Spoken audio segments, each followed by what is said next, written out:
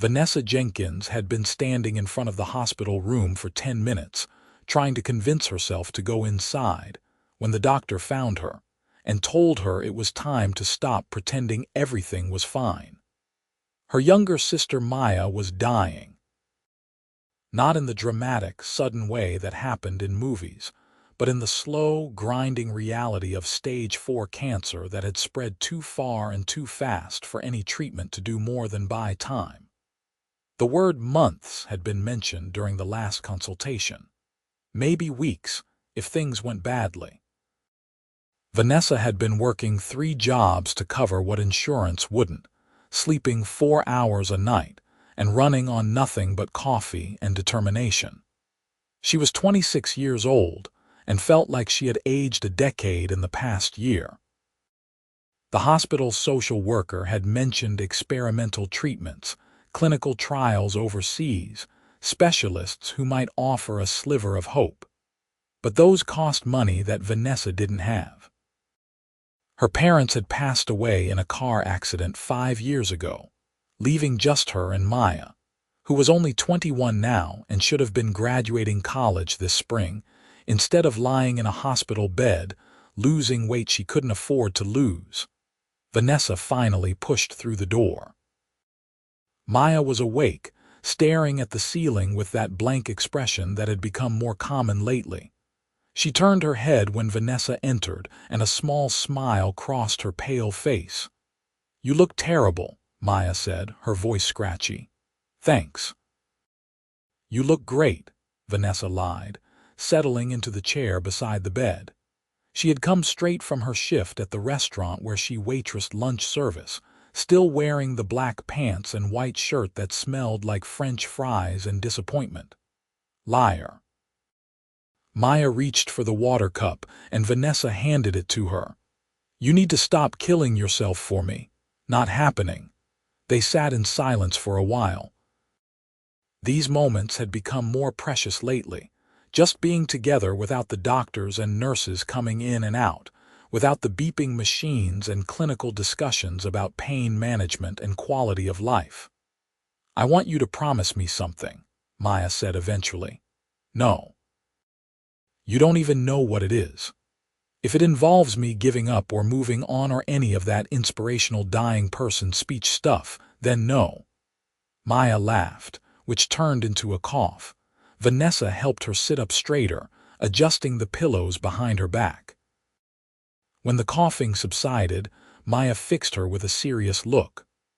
"I want you to promise that when I'm gone, you'll actually live, not just exist, not just work yourself to death trying to pay off my medical bills. Actually live." Vanessa felt tears burning behind her eyes, but she blinked them back. She had gotten good at that. "We're not having this conversation." "Yes, we are. You're not going anywhere. Nessa." Maya's voice was gentle but firm. "We both know that's not true." Before Vanessa could respond, her phone buzzed in her pocket. She glanced at it and swore under her breath. She was late for her evening shift at the grocery store. If she got fired from another job, she would be completely screwed. "Go," Maya said. "I'm tired anyway." Vanessa hesitated, torn between staying and the very real need to keep the paychecks coming.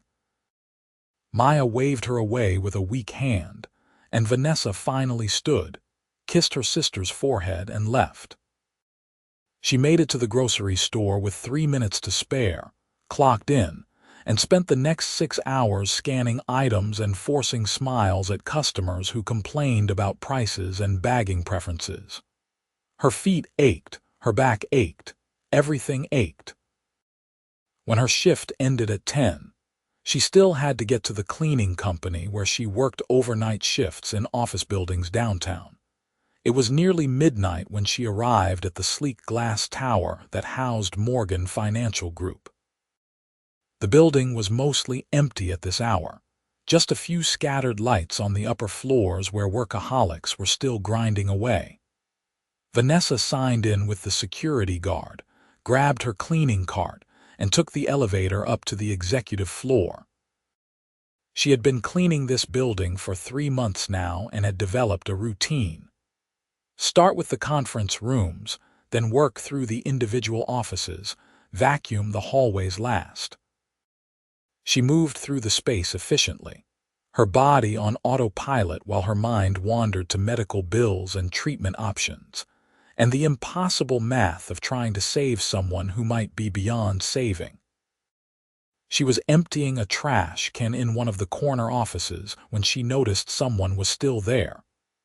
A man sat behind the massive desk, illuminated by the glow of his computer screen.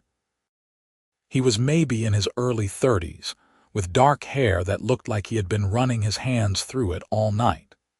His tie was loosened, his sleeves rolled up, and he was staring at his screen with the kind of intensity that suggested he was solving world hunger or starting a war. "Sorry," Vanessa said quickly. "I can come back." He looked up, seeming to notice her for the first time. "No, it's fine. I'm almost done here anyway." His voice was deep, rough from lack of sleep or too much talking. He had striking green eyes that were bloodshot from staring at the screen too long. Vanessa nodded and moved to leave, but he spoke again.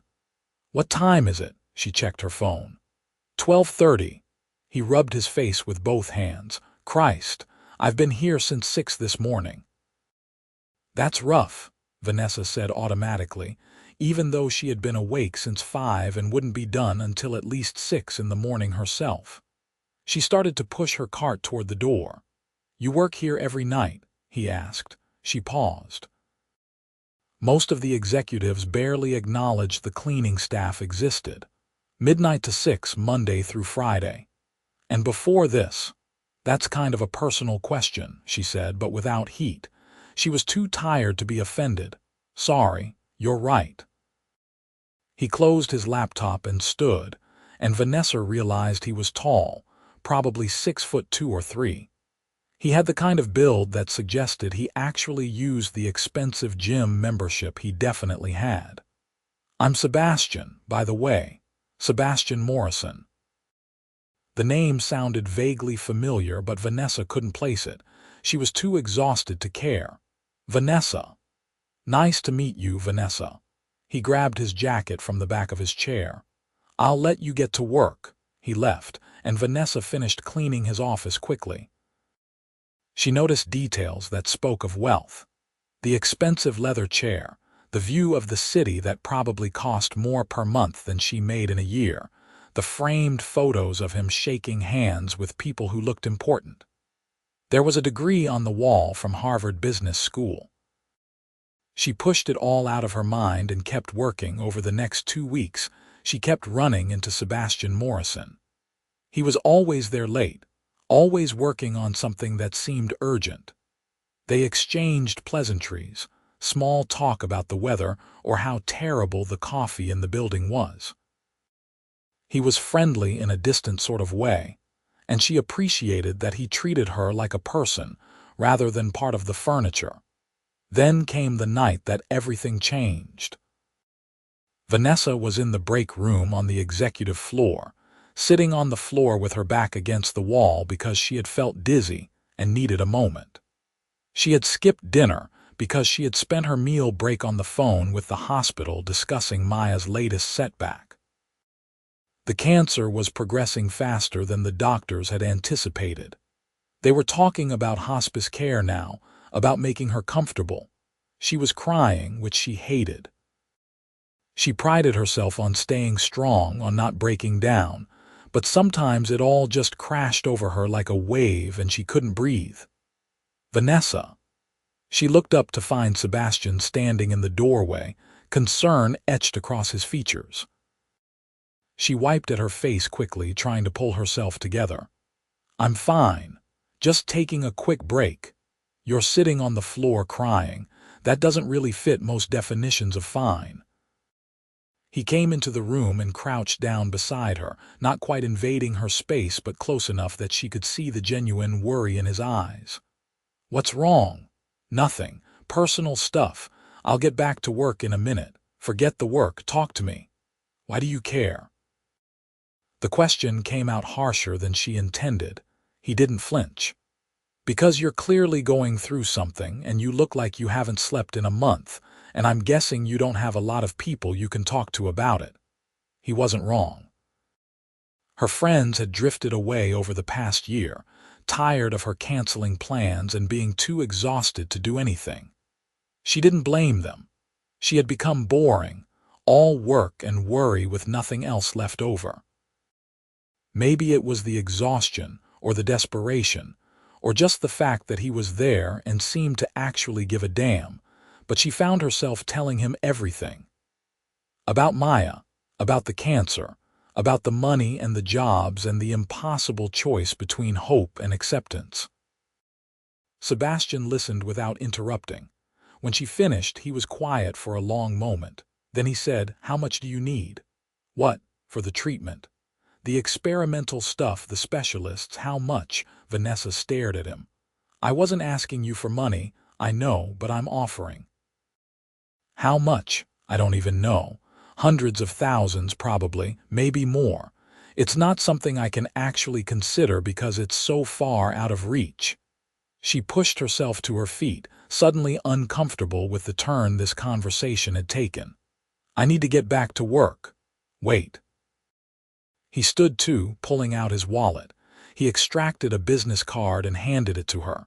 "Call me tomorrow. I'll make some calls, get you actual numbers, and we'll figure it out." She looked at the card, then at him. "I can't accept money from you. I don't even know you." "Then get to know me." His smile was lopsided, almost shy. "Have coffee with me, tomorrow after your shift here. There's a place that opens at 6 just down the street." "Why are you doing this?" "Because I can help, and it would be stupid not to." He said it like it was obvious, like deciding to hand over a fortune to a stranger was completely normal. "And because I'd like to get to know you better. Consider it selfish. I'm buying the opportunity to spend time with someone who works 3 jobs for someone they love and doesn't complain about it." Vanessa wanted to argue, wanted to maintain her pride and independence, but the truth was she was drowning and he was offering her a lifeline. Maybe it made her weak to consider taking it, maybe she should refuse on principle. But Maya was dying and pride wasn't going to save her.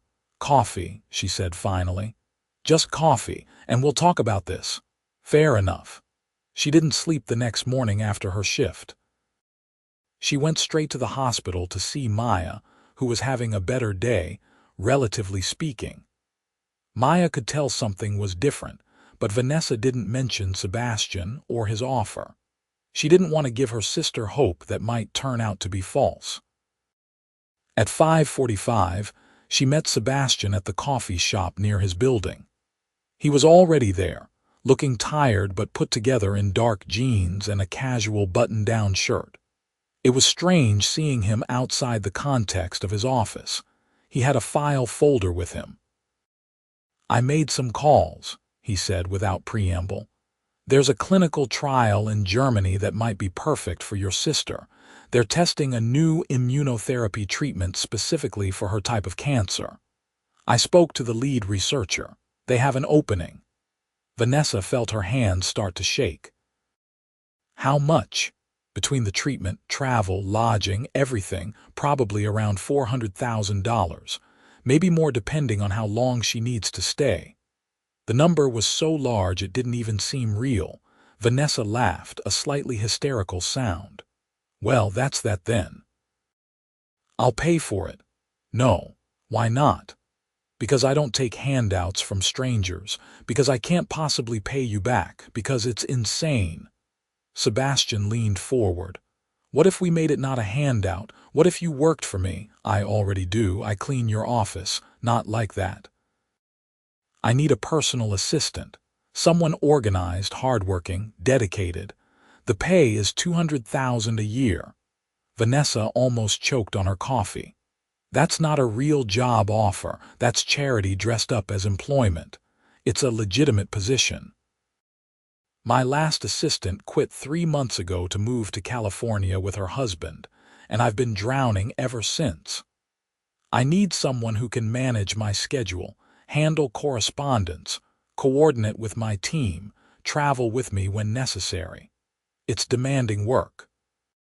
Long hours, high stress, constant problem solving. He paused. You're already working 100 hours a week at 3 different jobs. You can handle it. You don't know anything about me. I know you're smart, reliable, and you don't give up. That's more than most candidates have. He slid a paper across the table.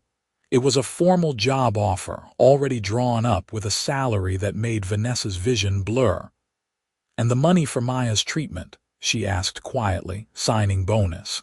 It's not uncommon in executive positions. It was charity. They both knew it.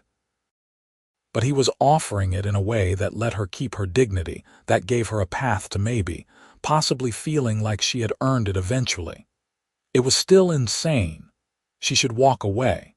She should refuse this impossible generosity from a man she had known for 2 weeks.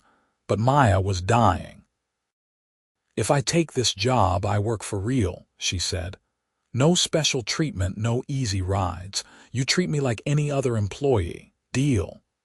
And if it doesn't work out, if I'm not good at it, you fire me. Fair enough. And we draw up a contract saying I'll pay back the signing bonus if I quit before 2 years. Sebastian looked like he wanted to argue but nodded. If that's what you need. Vanessa took a deep breath. Then I accept. The next week was a blur. Sebastian, true to his word, made things happen with terrifying efficiency. He had contacts at the hospital in Germany, and within 3 days, Maya was being evaluated via video call by doctors who actually seemed optimistic. The word promising was used. The word hopeful was used. Vanessa cried in the bathroom after the call ended because she had forgotten what hope felt like. Quitting her other 3 jobs was surreal. She gave notice at the restaurant and the grocery store, and simply stopped showing up for the cleaning company. For the first time in over a year, she slept for 8 hours straight. Then she panicked about starting a job she was completely unqualified for. Sebastian seemed unconcerned. He threw her into the deep end immediately, teaching her his systems, introducing her to his team, showing her how he liked things organized. She had a desk right outside his office, her own computer, business cards that said personal assistant to Sebastian Morrison, CEO. CEO. She hadn't realized he ran the entire company. Morgan Financial Group was a venture capital firm that invested in tech startups and emerging markets. Sebastian was worth, according to a quick internet search she did in a moment of curiosity, somewhere in the neighborhood of $800 million. She had accepted help from a near billionaire. The thought was overwhelming, so she pushed it aside and focused on work. And there was a lot of work. Sebastian hadn't been exaggerating about the demanding nature of the position. His schedule was insane, back-to-back meetings from 7 in the morning until sometimes 8 at night. He traveled constantly, flying to New York and San Francisco and Boston and Chicago, sometimes all in the same week. Her job was to make sure he was where he needed to be, with what he needed, prepared for whatever crisis or opportunity came his way. It was exhausting. It was also engaging in a way her other jobs had never been. She was learning about industries she had never considered, meeting people who were building companies and changing markets. Sebastian treated her like a partner rather than a servant, asking her opinion on things, trusting her judgment, giving her real responsibility. And Maya got on a plane to Germany. Vanessa went with her, and Sebastian gave her the time off without question. They stayed in an apartment near the hospital that Sebastian had arranged, and Maya started treatment. The doctors were cautiously optimistic. The immunotherapy was designed to help Maya's own immune system recognize and attack the cancer cells. It would take time to see if it worked, but at least it was something. Vanessa stayed for a week before she had to return to work. Leaving Maya was one of the hardest things she had ever done, but Maya's best friend from college, Rachel, volunteered to fly out and stay with her. Sebastian arranged that too, paying for Rachel's flight and accommodation without being asked. Back in New York, Vanessa threw herself into work with renewed energy. She owed Sebastian more than she could ever repay, and the least she could do was be the best assistant he had ever had. She anticipated his needs, streamlined his processes, and basically made herself indispensable. If he noticed she was working 12-hour days and checking emails at midnight, he didn't comment on it. 3 months into the job, Maya's scans showed improvement. The tumors were shrinking. The doctors used the word remission for the first time, with a lot of caveats and warnings about staying cautious, but still. Remission. Vanessa was in Sebastian's office when she got the call from Germany. She must have made some kind of sound because Sebastian looked up from his computer, his expression immediately concerned. She couldn't speak, just shook her head and felt tears streaming down her face. Sebastian came around his desk. "Vanessa, is it Maya?" "She's in remission," Vanessa managed to say. "The treatment is working." The relief on his face was genuine. "That's incredible news. Thank you." The words felt completely inadequate. "Thank you for everything. I know I can never really pay you back, but I'm going to try. I'm going to work for you for as long as you'll have me, and I'm going to make sure you never regret taking a chance on me." Something flickered across his expression, something she couldn't quite read. "Vanessa, you need to understand something. I didn't do this expecting anything in return. I did it because it was the right thing to do and because I could. But the job is a real job that you're genuinely good at. You've made my life significantly easier over the past 3 months. This isn't charity." He paused, seeming to choose his words carefully. "And I'm not going to lie and say I'm completely selfless. I wanted you around.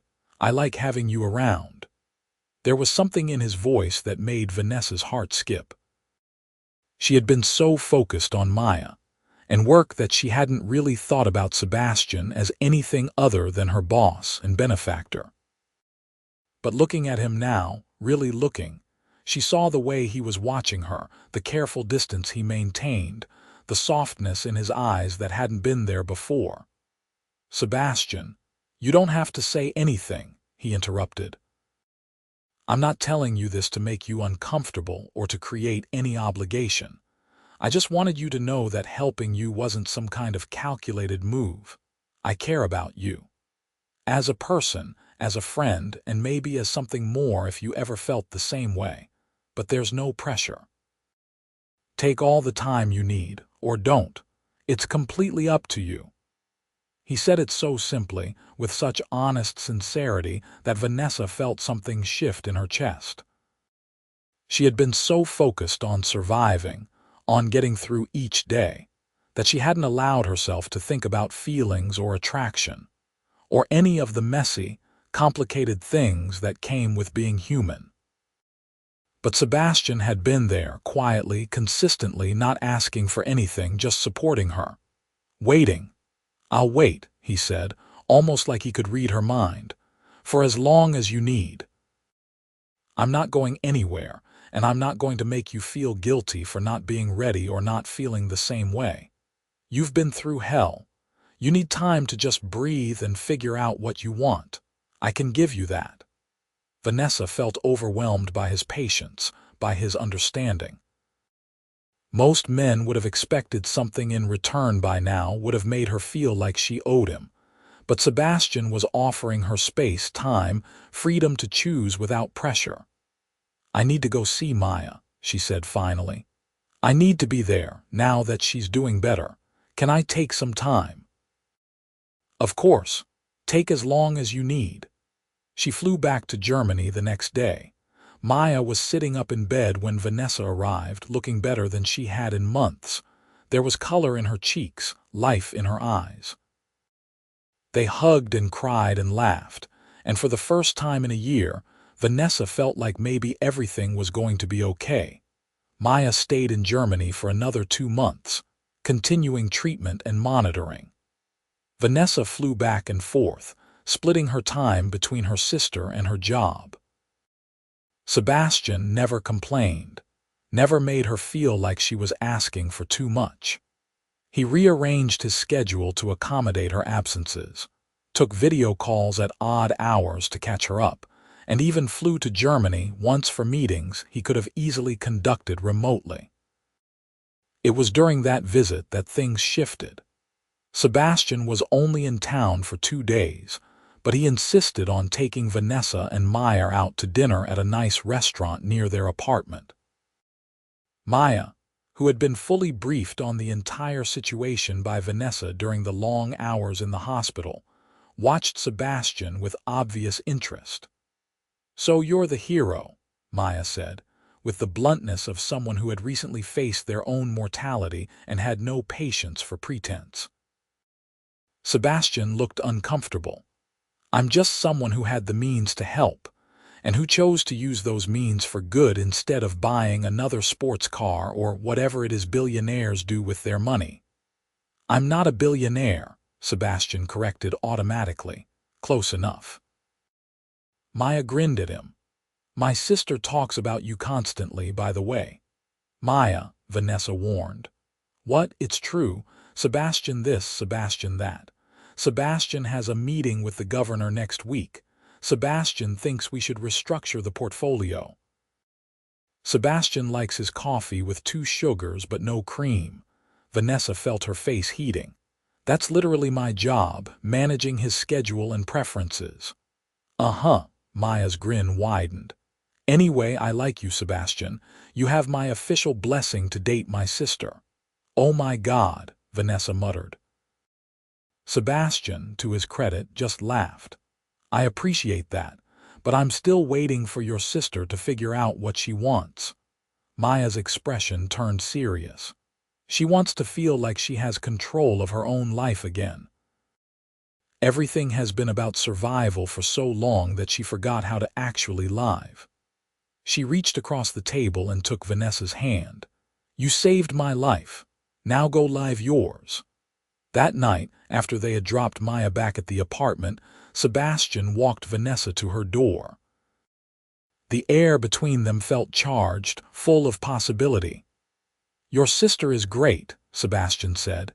"She's a pain," Vanessa replied, but with affection. "She's right, though, about you needing to live your own life. I'm working on it." They stood there for a moment, close enough that Vanessa could smell his cologne, could see the flecks of gold in his green eyes. She had spent so long being scared, being careful, being closed off to anything that wasn't immediate survival. But maybe Maya was right. Maybe it was time to let herself feel something. "Sebastian," she said quietly, "I'm not ready for anything serious. I'm still figuring out who I am when I'm not in crisis mode, but I would like to spend more time with you, outside of work." His smile was slow and genuine. "I'd like that too. And you need to understand that I'm going to be a disaster for a while. I'm going to have bad days where I'm scared Maya will relapse. I'm going to be independent to the point of being stubborn. I'm going to push back when I think you're being overprotective." Noted. "And you can't use money to fix everything.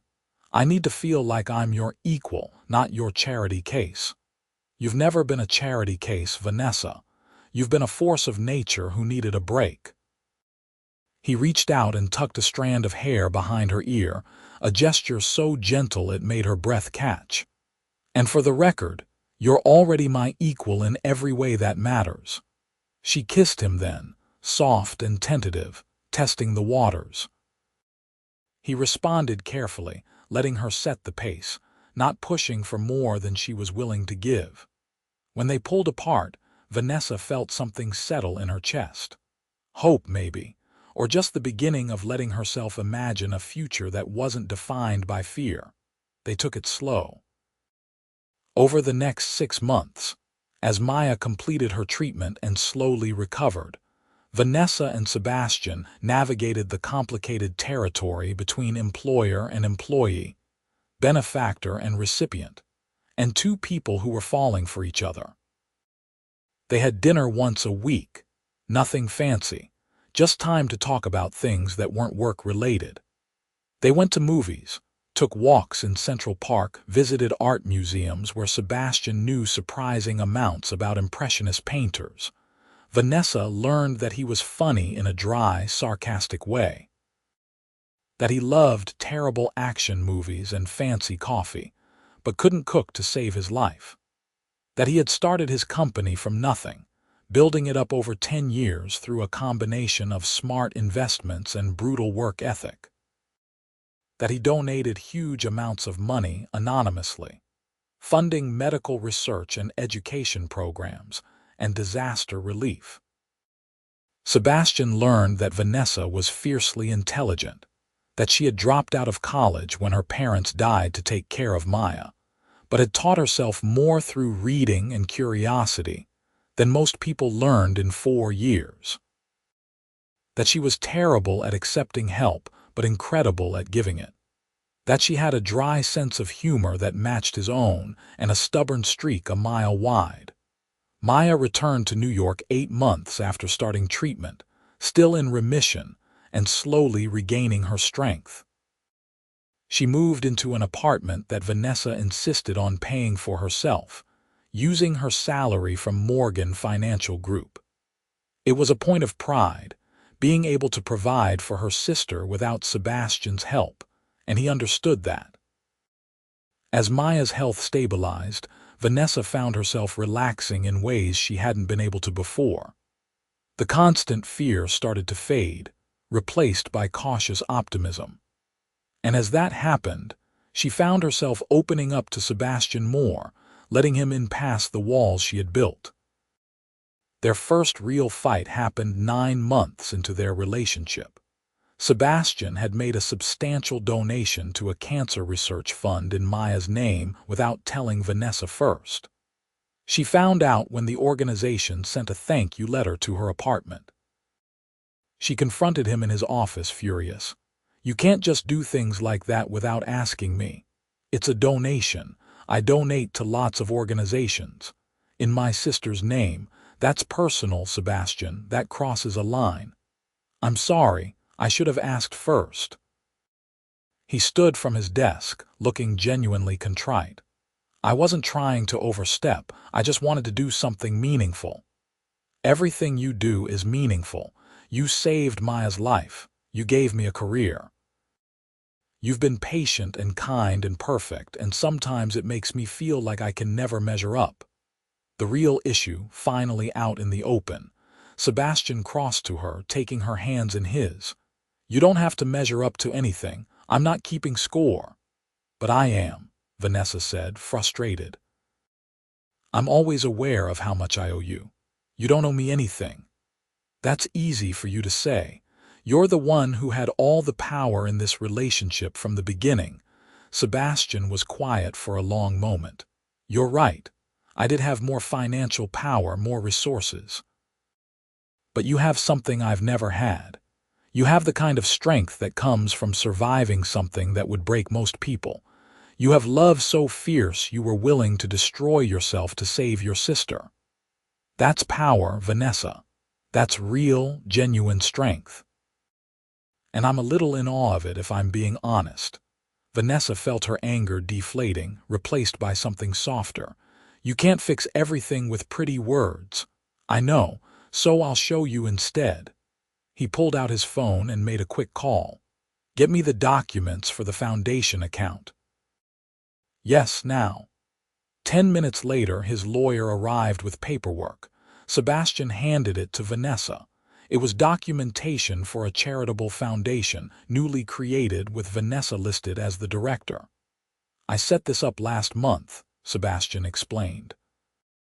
"It's funded with $10 million to start, with plans to add more each year.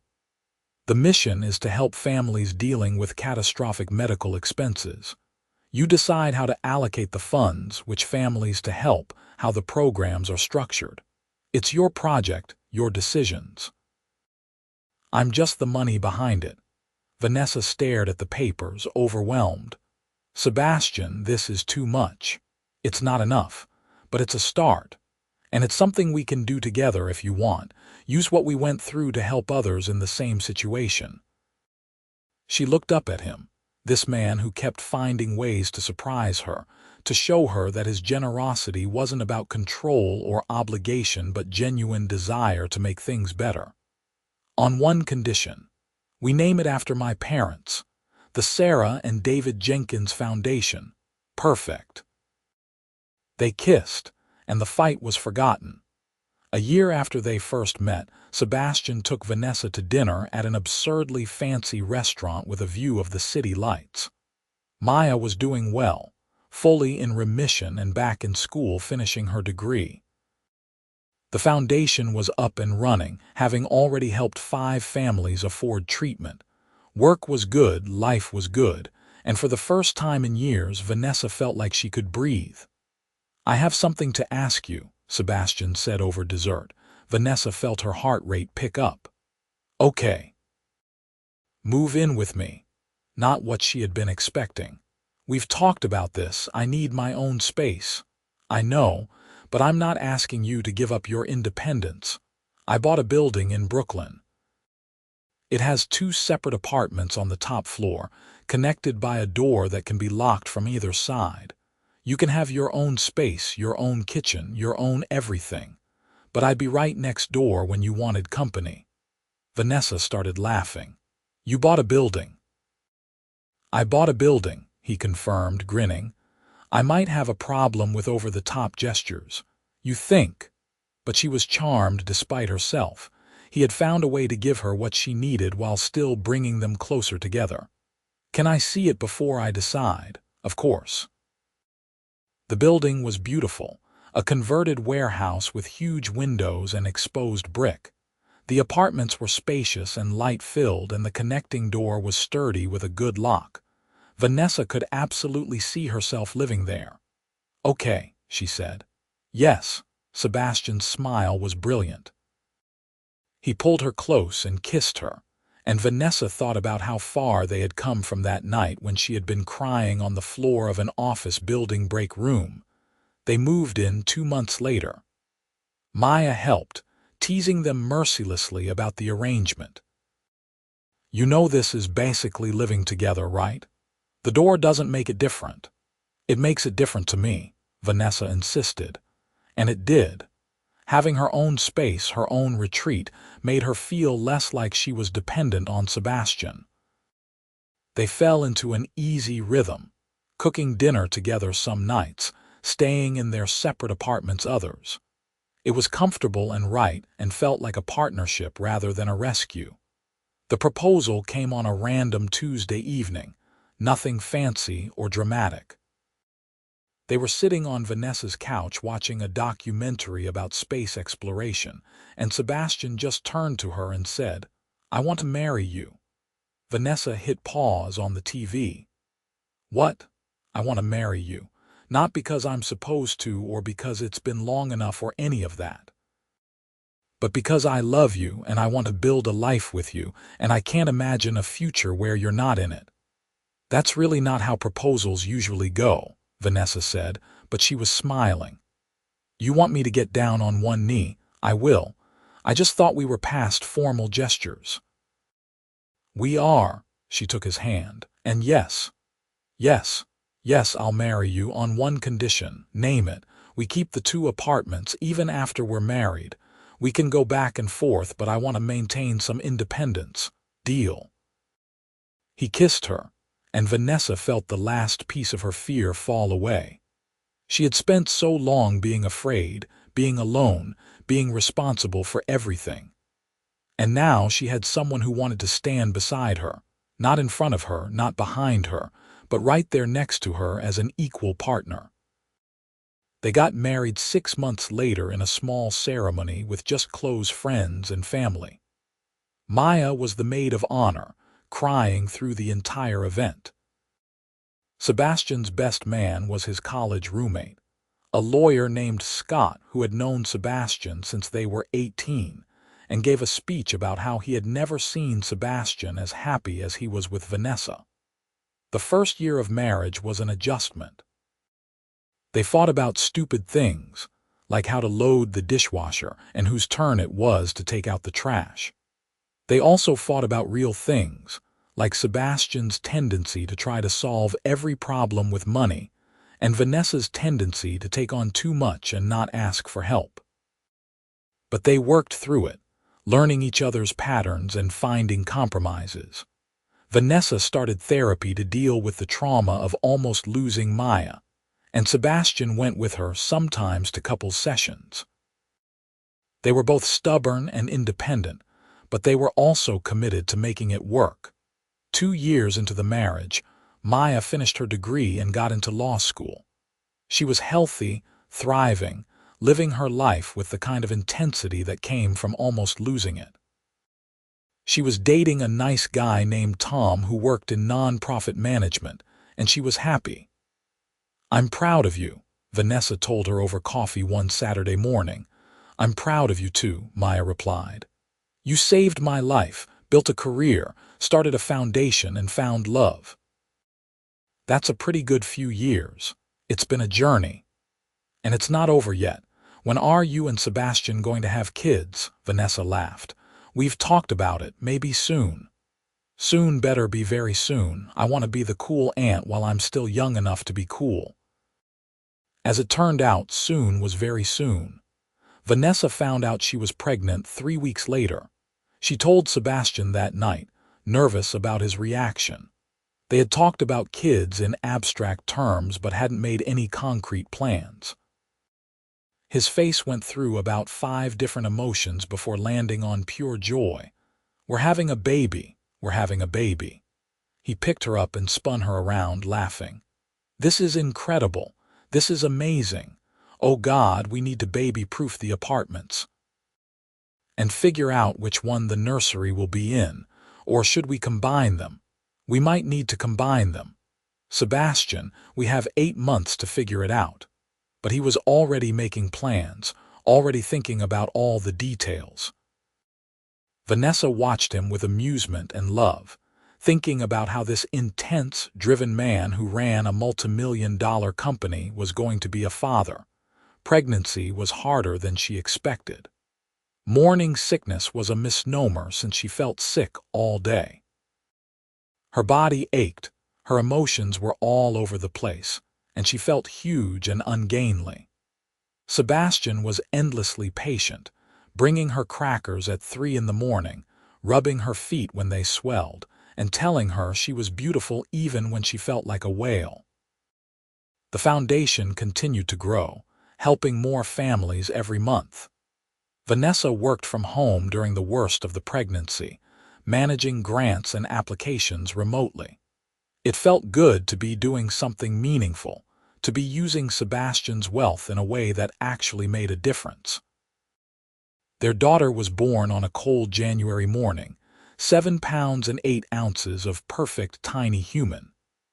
They named her Sarah, after Vanessa's mother, and watching Sebastian hold their daughter for the first time made Vanessa's heart feel like it might burst.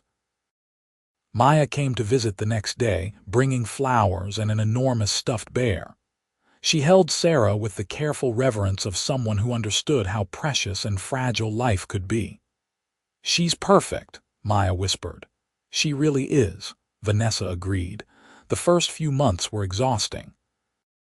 Sarah was a terrible sleeper, waking every 2 hours to eat. Vanessa and Sebastian took shifts, stumbling through their days in a fog of exhaustion. But there were also moments of perfect joy.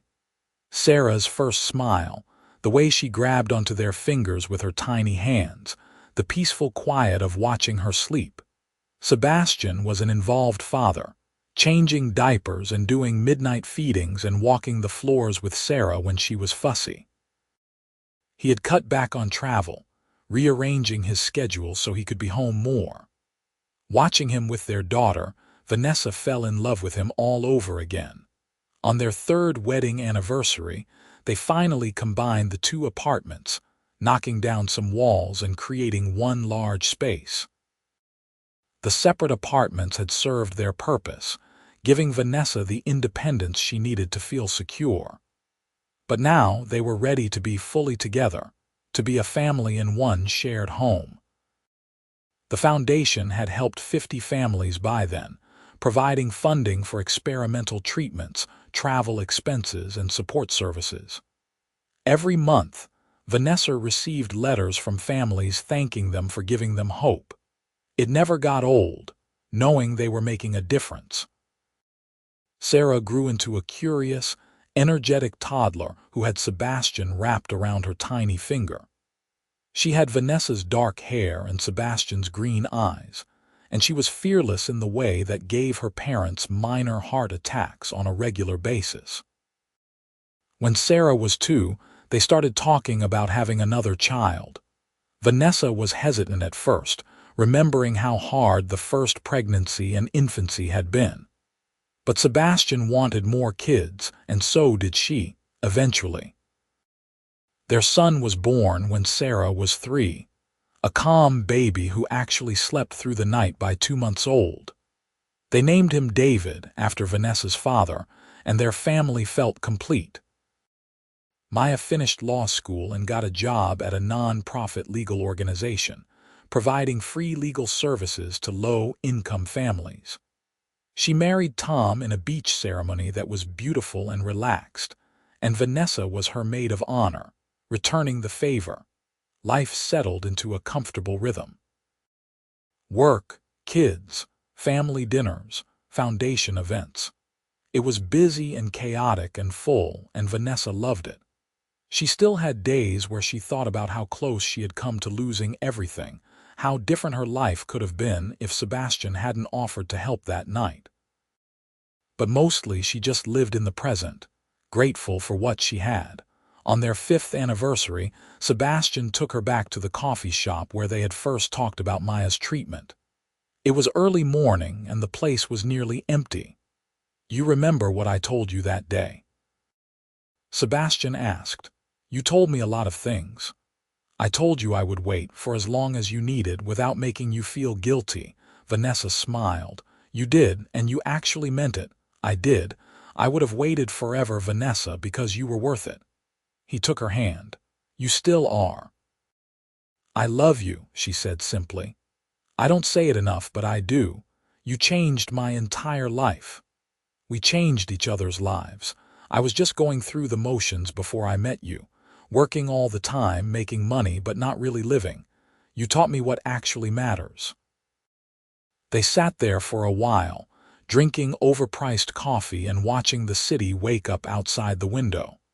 Vanessa thought about the journey that had brought them here, from desperation and fear to love and family. It hadn't been easy, but it had been worth it. Later that day, they picked up the kids from Maya's house, where they had stayed the night. Sarah immediately launched into a detailed story about the pancakes Aunt Maya had made for breakfast, while David toddled over and demanded to be picked up. They went to the park, all 4 of them, and spent the afternoon watching the kids play. Sebastian pushed Sarah on the swings while Vanessa helped David navigate the small slide. It was ordinary and perfect, just a normal family doing normal things. That evening, after the kids were in bed, Vanessa and Sebastian sat on their couch, exhausted but content. Sebastian pulled her close and she rested her head on his shoulder. "Thank you," she said quietly. "For what? For waiting, for being patient, for never making me feel like I owed you anything." She lifted her head to look at him. "For loving me exactly as I am." "That's the easiest thing I've ever done," Sebastian replied. "You're not hard to love, Vanessa."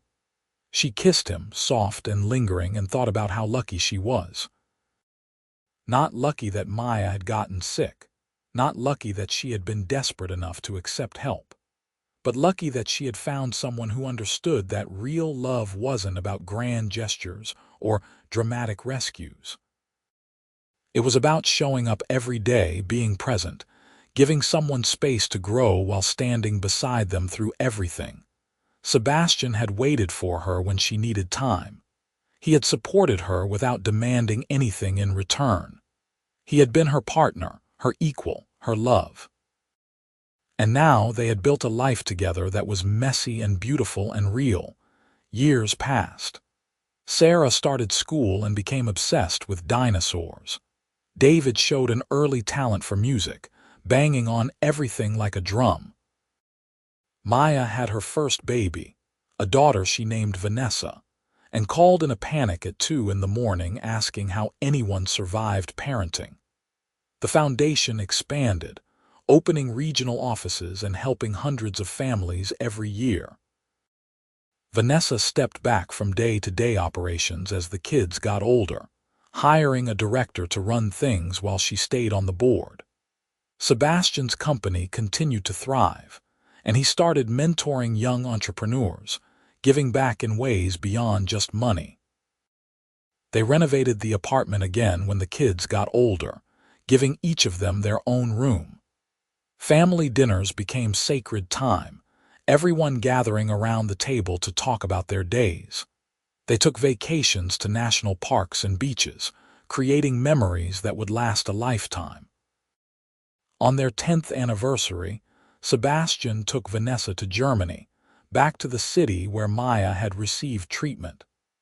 They visited the hospital, which had expanded its research program with funding from the foundation. They met families who were in the same position Vanessa and Maya had been in a decade ago, and Vanessa shared her story of hope. "You saved her life," one mother told Vanessa, tears in her eyes. "My daughter is in the same trial Maya was in. We wouldn't be here without your support." "Someone saved my sister's life," Vanessa corrected gently. "And now we're trying to pay that forward." That night in their hotel room overlooking the city, Sebastian held Vanessa close. "Do you ever think about how different things could have been? Sometimes, if you hadn't offered to help. If I had been too proud to accept, if Maya hadn't responded to treatment." She shook her head. "But we can't live in the what-ifs. We have what we have, and it's beautiful. It really is." They renewed their vows on their 15th anniversary in a ceremony with their kids and close family. Sarah was 12 and mortified by her parents' display of affection. David was 9 and more interested in when they would get to eat cake. Maya stood beside Vanessa again, healthy and happy, a testament to hope and stubbornness and medical miracles. "I promised you I would wait," Sebastian said during his vows. "And I would do it again. I would wait a lifetime for you, Vanessa Jenkins Morrison. You are my partner, my love, my home." Vanessa had written her own vows. "You gave me the space to heal and the support to grow. You never made me feel small or indebted. You treated me as an equal when I had nothing, and you continue to treat me as an equal now. I love you for your patience, your kindness, and your unwavering faith in me. I love you for being exactly who you are." They kissed, and their kids made exaggerated gagging noises, and Maya cried happy tears. It was perfect. Life continued. Sarah got into high school and developed a passion for environmental science. David joined the school orchestra and played the cello with surprising intensity. Maya had 2 more kids and continued her legal work, fighting for families who needed someone in their corner. The foundation celebrated its 20th anniversary with a gala that raised $5 million in one night. Vanessa gave a speech about her journey, about almost losing Maya, about the stranger who had offered help when she needed it most. She talked about the importance of showing up for each other, of using privilege and resources to lift others up. Sebastian stood in the back of the room, watching his wife command the attention of hundreds of people, and felt pride swell in his chest. She had come so far from the exhausted woman cleaning offices at midnight. But really, she had always been this person strong, determined, compassionate. She had just needed the opportunity to show it. After the gala, they went home to their apartment, which felt different now that the kids were older and more independent. Sarah was at a friend's house. David was at music camp. It was just the 2 of them, and the quiet felt strange after so many years of constant noise. You miss when they were little? Vanessa asked, curled up against Sebastian on the couch. Sometimes. But I also like this. Getting to know them as people, seeing who they are becoming. He kissed the top of her head. And I like having more time with just you. We should travel more. Do all the things we said we would do before we had kids. Like what? I don't know. See the northern lights, visit Japan, learn to surf. Sebastian laughed. You want to learn to surf? Maybe. Or maybe I just want to try new things with you. We spent so long in survival mode and then we were in parenting mode. Maybe now we get to just be us again. I like the sound of that. They did travel more over the next few years. They went to Iceland and saw the aurora borealis dancing across the sky. They went to Japan and stayed in a traditional ryokan. They went to Costa Rica and took surfing lessons, both of them terrible at it but laughing the entire time. Sarah went to college and studied environmental engineering. David followed 3 years later, pursuing a degree in music composition. The apartment felt empty without them, but Vanessa and Sebastian adjusted, rediscovering each other without the constant demands of parenting. Maya became a grandmother before Vanessa did, her oldest daughter having a baby at 23. They gathered at the hospital to meet the newest member of their family, and Vanessa held the tiny baby girl with tears in her eyes. You're thinking about Mom and Dad, Maya said quietly. How did you know? Because I am too. Wishing they could see all of this, our family, our lives, how far we've come. They would be proud of you, Vanessa said. You beat cancer, you became a lawyer, you built a beautiful family. They would be proud of you too. You saved my life and created a foundation that has saved dozens of others. You found love and raised incredible kids. You did good, Nessa. On their 25th anniversary, Sebastian and Vanessa threw a big party. Their kids came home from college. Maya and her family came, friends and colleagues filled their apartment. There were speeches and toasts, and a lot of laughter.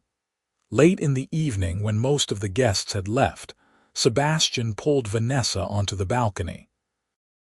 The city stretched out below them, millions of lights in the darkness. 25 years, Vanessa said. That's a long time. Best 25 years of my life, Sebastian replied. No contest. Even the early years when we were figuring everything out, especially those years. I got to watch you become who you were always meant to be. I got to be part of your journey. And I got to be part of yours. She leaned into him, comfortable and warm. You know what I think about sometimes? That night in the break room when I was at my lowest point. If you had walked past, if you hadn't stopped, if you hadn't cared enough to ask what was wrong, everything would be different. I couldn't walk past you, Sebastian said simply. Something about you, even then, pulled at me. I saw your strength even when you felt weak. I saw your love for Maya.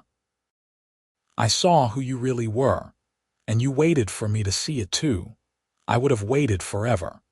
Vanessa turned to face him fully, taking both his hands in hers. I love you, Sebastian Morrison. I loved you when I was too scared to admit it. I loved you when I was still figuring out how to accept help.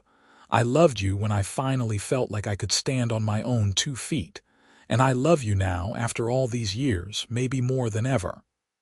I love you too, he said. Always have, always will. They kissed under the stars, 2 people who had found each other in the darkest time and built something beautiful together. They had created a family, a foundation, a life full of meaning and purpose. And through it all, Sebastian had been true to his word. He had waited for as long as she needed without making her feel guilty. He had loved her patiently, steadily, unconditionally. And Vanessa had learned to let herself be loved, to accept help without feeling weak, to build a partnership based on equality and respect. She had found her strength not just in independence, but in knowing when to lean on someone who would support her without trying to control her. Years continued to pass. They became grandparents when Sarah had twins, a boy and a girl, and Vanessa understood for the first time why people got so emotional about grandchildren.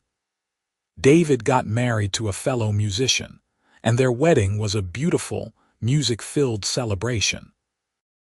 Maya stayed cancer-free, celebrating milestone after milestone. 20 years in remission, 25 years, 30 years. She became a judge, presiding over family court cases with wisdom and compassion. Her own children grew up and built their own lives. The foundation continued its work, expanding internationally, helping families in countries where medical care was even more inaccessible than it had been in the United States.